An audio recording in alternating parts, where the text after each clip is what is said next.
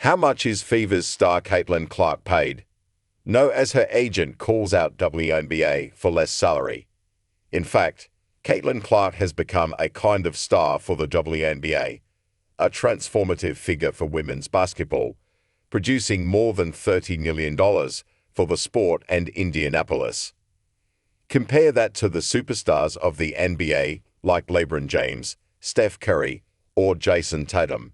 Despite being a catalyst for the formation of the league, she earns a fraction of what her male counterparts rake in. Thus, the conversation over pay equity in professional basketball has begun. Clark's impact on the economies of the WNBA. Since her entrance into the league roughly a year ago, after being drafted into the WNBA, Caitlin Clark has been one of the leverage forces for an unprecedented growth of the league. The 2024 season saw the most watched regular season in the last 24 years for the WNBA, and also its highest attendance in more than 2 decades. Just as a singular note, Caitlin Clark has contributed nearly 27% of the economic activity in its immediate season. Merchandise sales and TV viewing figures have swayed this amount. And for all her trouble, Clark is to earn just about $78,000 during the 2025 season, while NBA contract greats earn $55 million per annum. Just for contrast, consider that Curry earns more during 2 days than Clark earns in an entire season. The enormous contrast doesn't sit right with Clark's agent, Erin Kane, who in this situation would advocate better remuneration for her client and the other WNBA players. A call for change by Erin Kane. Erin Kane went on record with ESPN this week complaining about the salary structure in place in the WNBA. She emphasized that while Clark's influence on the league cannot be disputed, this matter spreads far beyond her earnings alone. She said, "Will Caitlin Clark ever be paid by the WNBA what she's really worth to that league? I don't think that's possible. She's part of a larger player body. They all need to be paid more. She should be recognized for what she has done and what she's brought to the league from an economic standpoint. It's as simple as that."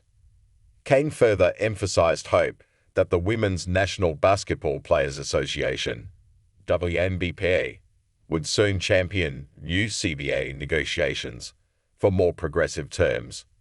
She said, "The most important thing always has been getting WNBA players paid for what they do on the court. I'm very, very hopeful for this CBA negotiation that it will be progressive and move the line forward a lot." A clear look at the current WNBA salary structure. As a result of collective bargaining, salary ranges in the WNBA are set between approximately $64,154 and $241,984, the latter considered a supermax contract. While this is certainly an improvement over past years, it falls far short of the incomes players in the NBA receive. To give examples that put the rift in salaries just a little into perspective, Clark is expected to earn $78,000 during the 2025 season. Angel Reese talks WNBA salaries. Clark is not proudly alone when it comes to talking about the economic problems that face WNBA players.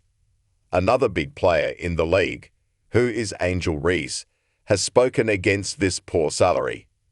Earning less than Clark at $73,000, Reese explained that her pay in the WNBA doesn't even pay her living costs.